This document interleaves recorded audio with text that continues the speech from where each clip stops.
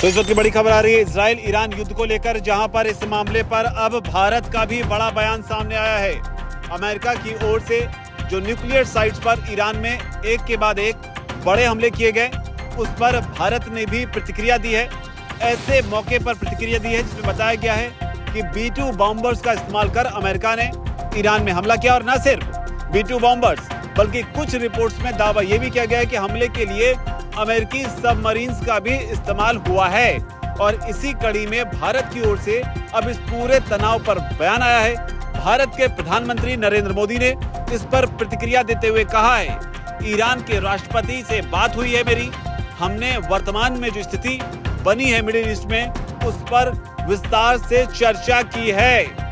हाल के तनावों पर गहरी चिंता व्यक्त की है। तो ये भारत का बयान।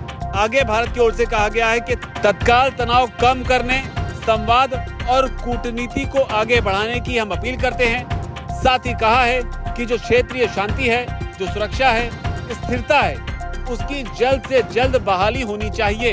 तो ये बात भारत की ओर से कही गई। हालांकि भारत ने ये बयान पहले भी दिया था, लेकिन अमेरिकी हमलों के बाद ये भारत की पहली प्रतिक्रिया है। हालांकि इस प्रतिक्रिया में भारत की ओर से अमेरिका का नाम कहीं भी नहीं लिया गया है। तो कूटनीतिक लिहाज से अगर समझे तो भारत के लिए अमेरिका बेहद अहम है। और अमेरिका का नाम लेकर भारत अमेरिका को शायद कहीं से नाराज नहीं करना चाहता है। हालांकि ये जो अपील की गई है, जहां लगातार मिडिल ईस्ट में तनाव अब अपने चरम पे है, और इसका अंदाजा अब इस बात से लगाइए कि अमेरिकी हमलों के बाद जो विदेश मंत्री हैं ईरान के, उनका भी बयान सामने आया है, जो कि एक बड़ा संकेत हो सकता है कि किस तरीके से अमेरिका के हमलों के बाद अब हालात और ज्यादा खराब हो सकते हैं।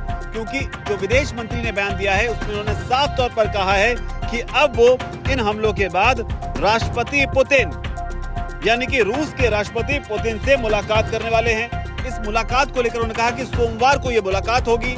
हालांकि रूस अमेरिका के युद्ध में शामिल होने से पहले कई ऐसे बयान देता रहा, जिसमें उसने साफ कहा था कि अमेरिका इस युद्ध में सैन्य रूप से शामिल होने की गलती न करे। आपको बता दें, ईरान को रूस और चीन दोनों महाशक्तियों का समर्थन प्राप्त है, जबकि अमेरिका इजराइल के समर्थन में डट कर खड़ा हुआ है। हालांकि इस बीच मांग UNSC की बैठक बुलाने को लेकर भी की गई है। ईरान की ओर से ये मांग की गई है। ईरान लगातार ये कहता रहा है कि जिन परमाणुओं को लेकर अमेरिका बात कर रहा है, उनका इस्तेमाल किसी भी तरह से बम बनाने को लेकर नहीं किया जा रहा था, जबकि इजराइल का कहना है कि ईरान परमाणु बम बनाने के बेहद करीब पहुंच गया था।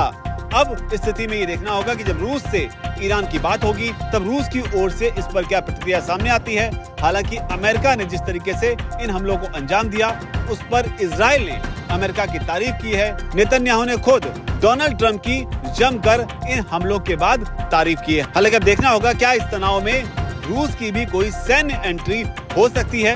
इस पर हमारी भी नजर रहेगी इस पूरे तनाव पर। और भारत ने जो पक्ष रखा है, हालांकि बड़ी खबर भारत को लेकर है, जहां तनाव खत्म करने को लेकर, तनाव कम करने को लेकर भारत का बयान दिया गया है। और ये बयान ऐसे मौके पर भी आया है जिसमें हाल ही में ईरान की ओर से कहा गया था, भारत से अपील की गई थी कि वो इस तनाव को कम करने में अपनी अहम भूमिका यहाँ पर निभा सकता है।